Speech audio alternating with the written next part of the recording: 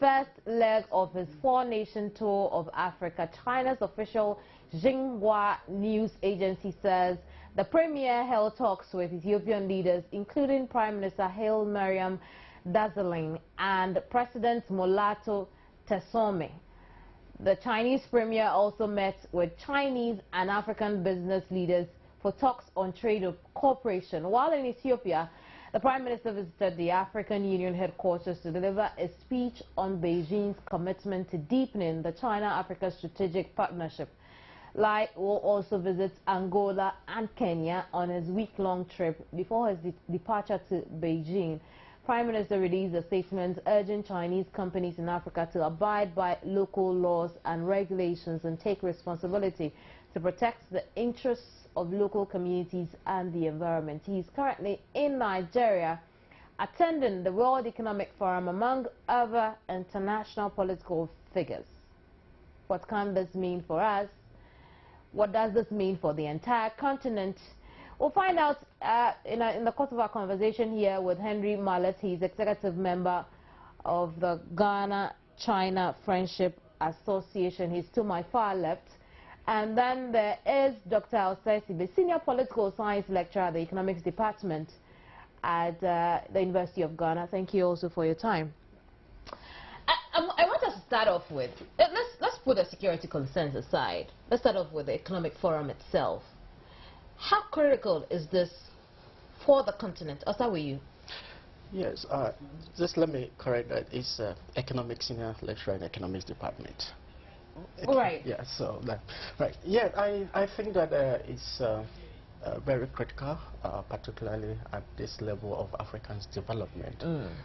If you look at African countries, today Africa is the fastest growing continent in the world. At the same time, Africa has embodies the poorest country. It has the youthful population, and the greater number of its population still wallow in poverty, you know. And so I think that the time has come for the world to begin to focus on Africa, because it's the next generation as far as development is concerned. If you look at the development trajectory of the world, it has been moving from one continent to the other. In the last 21st century, it has been on Asia, and now I think it's African time, so that the African continent can move along with the rest of the world. Otherwise, it's going to lead to a wider disparity, wider inequality that can come back to head the entire global economy. And so I think it's a right direction for the world to begin to focus on Africa, to kind of engender a discussion that will be more information inclusive as far as African development is concerned. And I think that is critical for our development at this stage of life. Henry, how important is the WEF? Just like Dr. Sibe says, it's very important, and I think there cannot be any better time than now. Africa's history has been wrought with wars, strikes, and how do you call it, all these instabilities. Today we're looking at stable governments, we're looking at deepening democracy and other issues. I think the focus now should go on the economic aspect of it. What do we have? We have nothing, so to speak. We can't trade. We don't have an economic bloc to trade. We have to depend on other nations. And I was having a discussion with a friend. He said tried and tested issues. But the Chinese will tell you straight in the face that what happens in the East can never happen in the North. So you can't take the development process in the East and transplant it in the North. So to say, the same thing in Africa. We have to have our own recipes, we have to develop our own strategies and go into partnership with the rest of the world. So it shouldn't be like because the Asians have done it, so Africa also must follow in. So it doesn't follow that way. We must agree that this is time for us to develop. The atmosphere is okay, and we can now move on with the development. But how to do it is a question which I think they should answer at this forum. And so at this forum, What are some of the discussions that our African leaders, our African CEOs should be having? I think they have to go with the key challenges facing Africa today. If you look at the African continent, there are some challenges, particularly with the human resource. We are greatly challenged. We have about 11 million of our youth coming into the job market every year. Some of them come with very low skilled, some have come with high skill, but usually there are not jobs. So although Africa is growing, the growth is not inclusive enough to carry along many more people out of poverty. And therefore, they have to look at the growth process, the quality of the growth process in generating jobs for the teeming majority of African youth.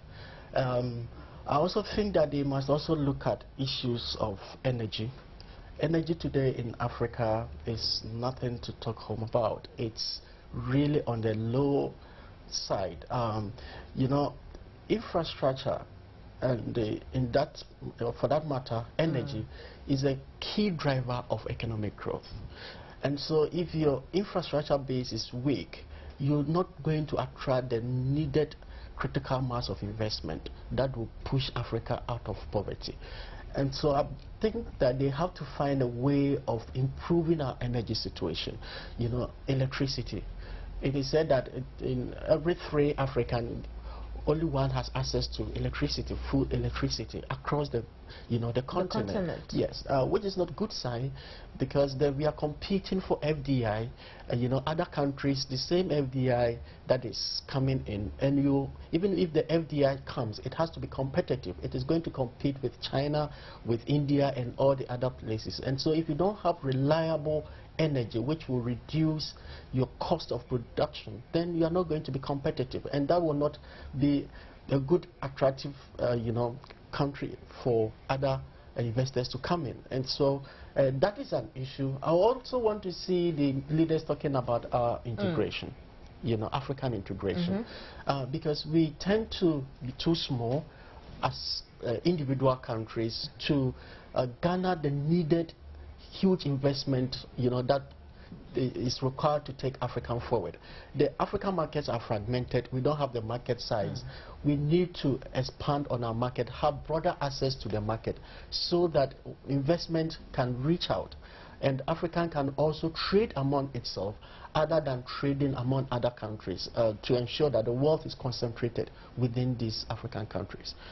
Henry, what do you expect them what conversations do you expect them to enter at this WEF on Africa, as a businessman? Let's start off with the policies. If we don't have the policies right, we can't have any active play at the marketplace. I will expect Africa today to have one budget. Not every country coming to table with its own budget. If we want to approach the donor countries or whoever we want to approach, go to the capital market, we should go as one country, because railway is railway. We are not interlinked. We were talking about the roads, the highways and everything, the waterways. If we want to develop, if we want to grow food, we can grow tomatoes and supply even Nigeria or any other country. Nigeria money can come into Ghana to play. I think this is the time for them to start looking within to see how best we can develop to help ourselves, and if we need additional funding from any other place. I want to talk about China again, because that is a vast consumer market. Within the next 10 years, China will consume more than the rest of the world in the food and everything, even clothing. So we should be thinking how we can prepare ourselves. Like if we're looking at capacity, so we look at it from our own individual country levels, we realize that by the time we try to solve one problem, another problem has come. Energy, yes, it is true that we need energy, but I think we waste energy. If you see how much energy India uses to produce so much, and you compare it to what Ghana has, then you realize that we are actually wasting it. Where is it going? That's the question, because if you have 2,000 megawatts of energy to spend, and you have 16,000 megawatts of energy for the whole of India, and they are supplying cheap items, where is it going? So we have to go to start thinking about it. How we go into it? You know, even Nigeria, the energy, they have energy problems, but they look at the production level. So if you tie energy to production, then you realize that Ghana, we are having too much. But if I should butt in, I think the issue is not really about the quantum that is available. It's about the reliability.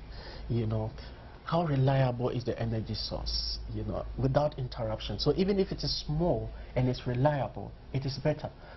Okay, but here you are, as you're saying, we have energy about 20,000 megawatts. 2,000, sorry. Yet it is not reliable. The interruption, which does not help with the production process. I think if you see the article, sorry, but if you see the interruptions in Nigeria, then they even give names to never expect power anytime, NEPA.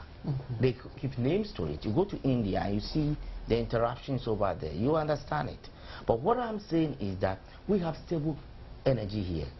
Electricity is far, far, far better than in Nigeria. Relatively, because I'm sure the ADA will have a different story to tell. We have it. No, yes, they have their story to tell. But I'm saying that, how have we factored energy into production? But you see, when it comes to energy itself, we had the West Africa gas pipeline, which was supposed to supply to the bloc, make things easier for the bloc, and then it comes back to the issue of integration. Are we ready to have that front as an African people? Are we ready to have that front, that single front, that central front? Are we ready? Well, I think we are ready. We don't have to start big. We can start small. We can start by focusing on, because as I mentioned earlier, because I'm thinking with your start small, I'm thinking that we started small with ECOWAS. We started small with the southern countries who also have their version of ECOWAS. I mean, that is where you could see the challenges, because even with ECOWAS, as we started small, we still having challenges. If you look at the FTA, the free trade area, we have still not been able to fully implement it. If you look at the common external tariff, we don't even have it in place, but they are all in ECOWAS treaty, So what in starting small, what I mean is that we have to begin to be more pragmatic. What is it necessary to bring about integration? For example, cross-border infrastructure. Do we have it in place? Somebody traveling from here to Nigeria, sometimes it's even more difficult from traveling from here to London. Right, what we call the thick border issues. It's not so easy. So we have to begin to ease up these regulations, have cross-border infrastructure, having a railway line, let's say from Libya to Cape Town in South Africa.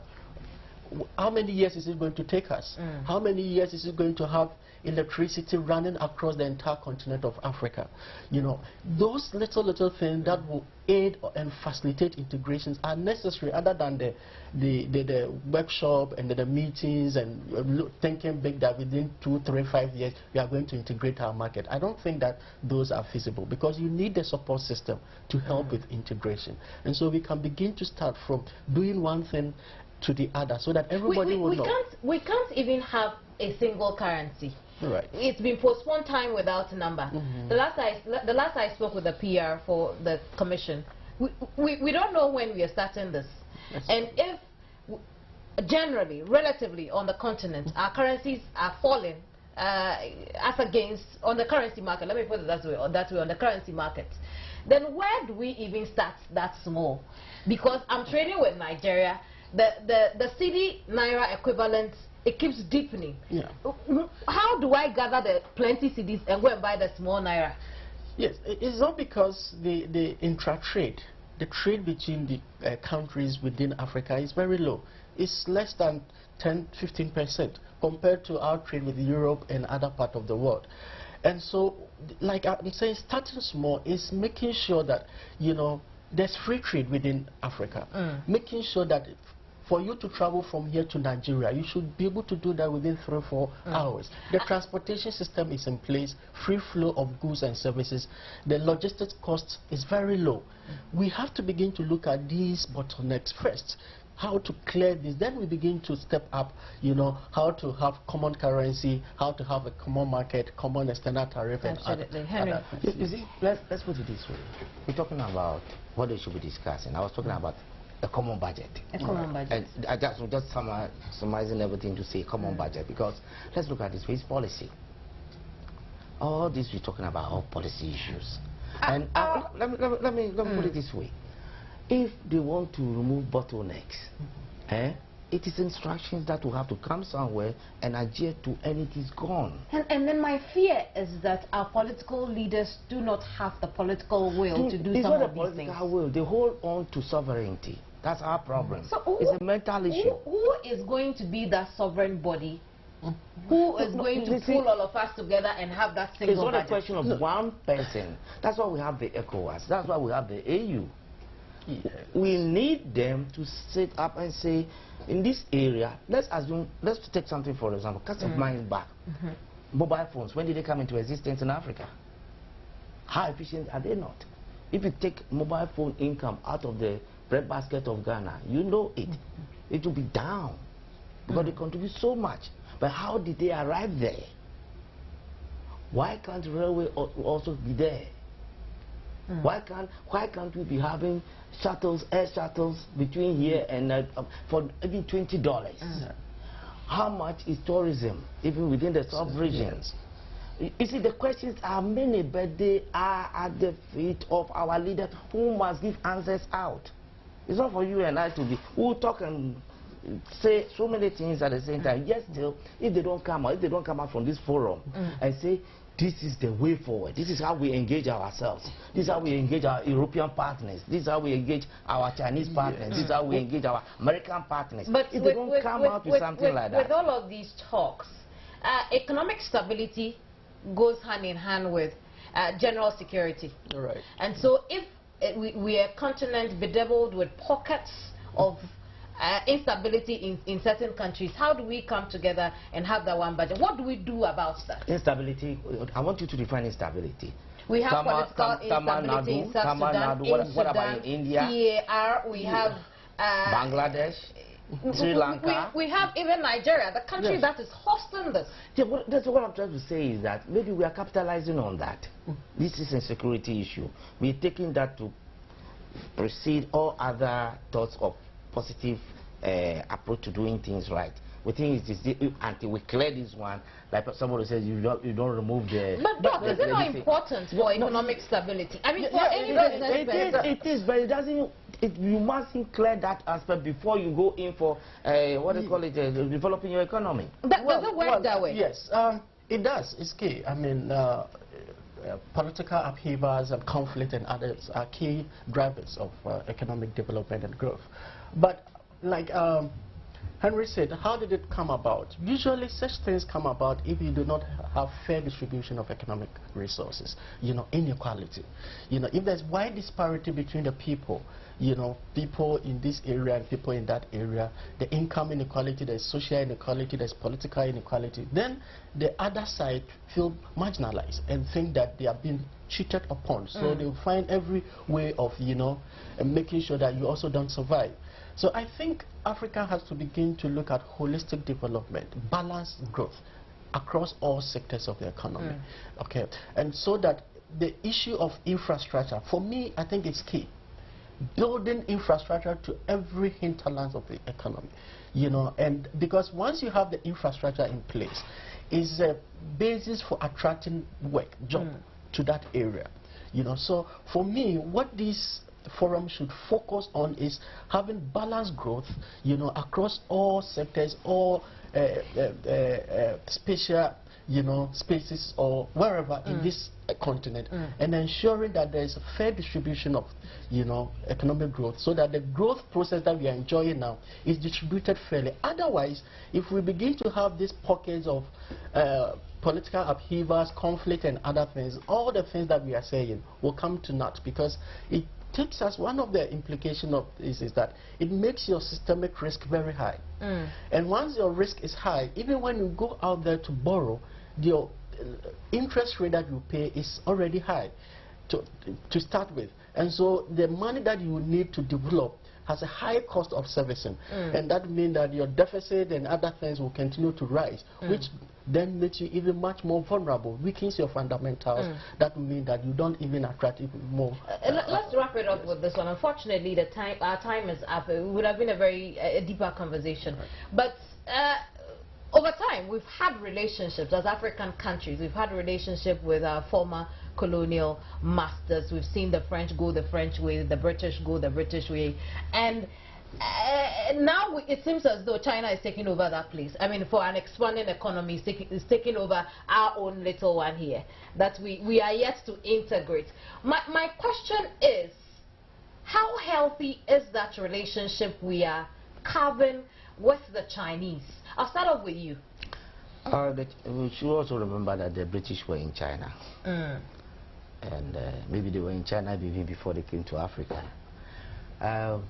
I think it's very healthy, and the Prime Minister is talking about strategic partnership. I think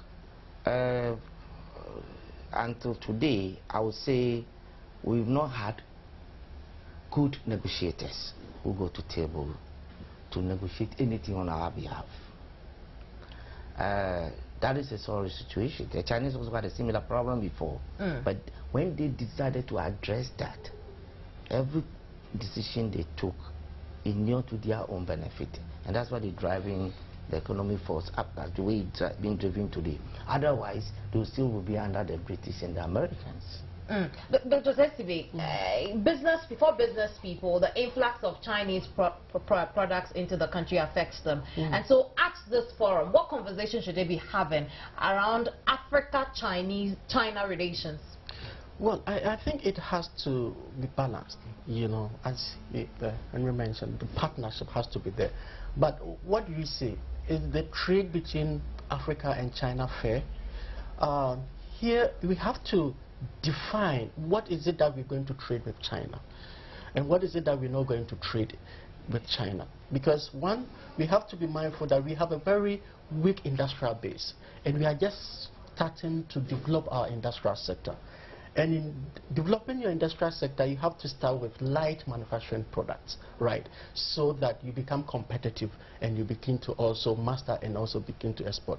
Now, these things are the very thing that China is actually imposing on us at a very cheap cost, okay? Which sometimes some people even think that they are dumping because the prices are so low that the local manufacturers are not able to compete. So in the end, the local manufacturer folds up and the China goods take over. And so you look at our export-import. What is the preparedness of China to accept our exports? They are imposing all kinds of goods on us, killing our infant industries. But if you look at the trade relationship, it's so much unbalanced that we export just about 8%. Now our import to China is getting to about 30%. Wow. Right. So this is the imbalance that we have to address in Africa. Otherwise, our quest for industrialization will not matter. Thank you very much, gentlemen. I know there's a lot to talk about. We'll continue this conversation because the WBF opens from now till May 9th. So we'll continue this conversation tomorrow here on News Desk. Thank you too for staying through the hour of the program.